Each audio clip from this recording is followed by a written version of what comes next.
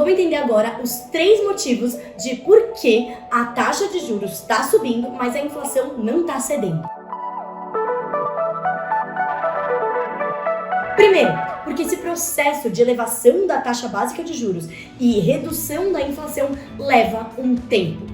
Mas quanto tempo? Por volta de 1 ano e meio, 2 anos, depende de quem está fazendo a conta, depende do momento da economia, mas é mais ou menos isso. É só você pensar em um exemplo bem simplificado. Você foi lá e comprou uma geladeira em 10 vezes sem juros. Esses sem juros, você sabe que na verdade tem sim os juros, mas eles estão embutidos no preço inicial. Aí você já pagou 5 parcelas, os juros começaram a subir. Ninguém vai te ligar da loja e falar: alô, você me deve mais dinheiros. Não, isso não acontece. A gente também pode falar de financiamentos que têm taxas pré-fixadas ou até negociações de empréstimos e investimentos. Sim, demora um tempo para que a elevação da nossa taxa básica de juros seja sentida na economia. Para você ter uma ideia, até o CDI, que é aquele irmão gêmeo da taxa Selic, que vários investimentos são atrelados, demora um tempinho para fazer esse catch-up, ou seja, alcançar a taxa Selic. Não é assim da noite para o dia e você pode olhar isso nos seus investimentos. Que sim, em algum momento esse CDI vai alcançar a taxa básica de juros, mas no momento seguinte eles ainda são diferentes em termos de rendimento ao ano. Ou seja, não é da noite para o dia que o Banco Central vai subir os juros e a inflação vai começar a cair.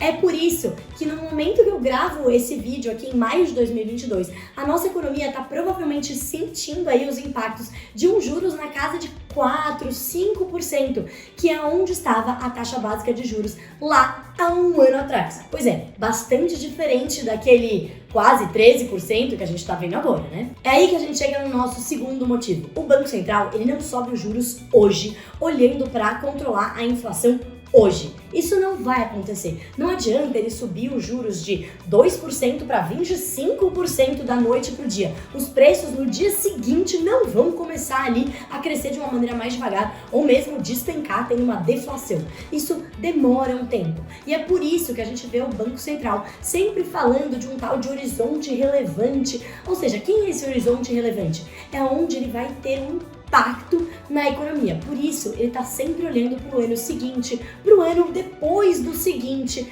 para controlar e calibrar ali para onde vai a taxa de juros. Não é porque ele largou a toalha, não é porque ele desistiu da vida, é porque é assim que funciona a política monetária. E não é só no Brasil, tá, gente? É no mundo inteiro. Ou seja, o objetivo do Banco Central, quando a inflação está muito alta, não é reduzir a inflação hoje, e sim fazer com que a inflação no futuro seja controlada. E essa alta de preços muito rápida que a gente está vendo hoje não se prolongue, se torne permanente e a gente não consiga tirar toda essa indexação que tem na nossa economia. Ou seja, que a inflação não se dissemine pelo resto da economia no longo prazo.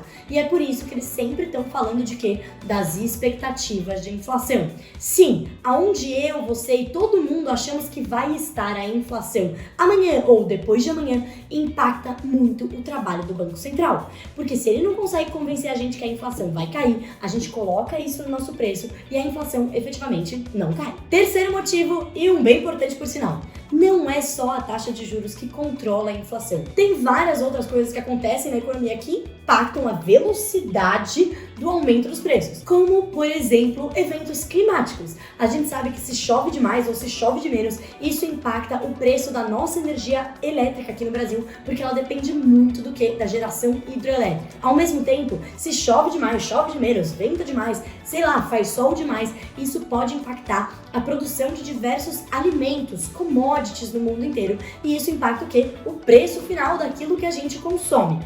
Além das questões climáticas, a gente também tem outros eventos que impactam a oferta e a demanda das coisas no mundo e fazem com que os preços subam mais devagar ou mais rápido, como por exemplo uma guerra, que reduz a oferta do que aqueles países envolvidos na guerra estão produzindo para o resto do mundo. Tá aí o exemplo da guerra entre Rússia e Ucrânia, que está fazendo com que várias commodities, como o petróleo e os seus derivados, como o gás natural, vão lá pra lua. E tem vídeo meu aqui no canal do YouTube que eu conto tudo isso. Ou seja, os juros não podem controlar muitas vezes o que vai acontecer com o preço do tomate, se tem uma seca, uma molhada ou sei lá o que acontece, que vai muito além do controle da quantidade de dinheiro que tem numa economia. É aí que mora o perigo. Se o Banco Central não pode controlar o preço do tomate ou o preço do petróleo que impacta a nossa gasolina, por que ele está subindo os juros num momento como agora? Porque justamente é esse o trabalho do Banco Central. Fazer com que esses choques de oferta, ou seja, esses aumentos de preço que não tem nada a ver com o controle monetário, afetem o resto dos preços da economia. Então, por exemplo, a gasolina está subindo, a energia estava subindo e agora o pão subiu porque o trigo subiu, então eu vou subir os meus serviços de cabeleireiro, por exemplo. Tem alguma coisa a ver com isso? Não necessariamente, mas eu acho que todos os preços da economia vão subir, então eu vou subir o meu preço também. E aí, de repente, a gente vê que a alta de preços está se disseminando pela economia. E é exatamente isso que o Banco Central tem que controlar por meio da taxa de juros. E isso, em economia, a gente chama de efeitos secundários. E é super importante que o Banco Central consiga controlar esses efeitos secundários sempre olhando para o futuro, sempre olhando para as expectativas. Ou seja, controlar que todo esse bololô da economia global que está fazendo os preços subirem não dissemine pelo resto da economia e fique por lá por bastante tempo.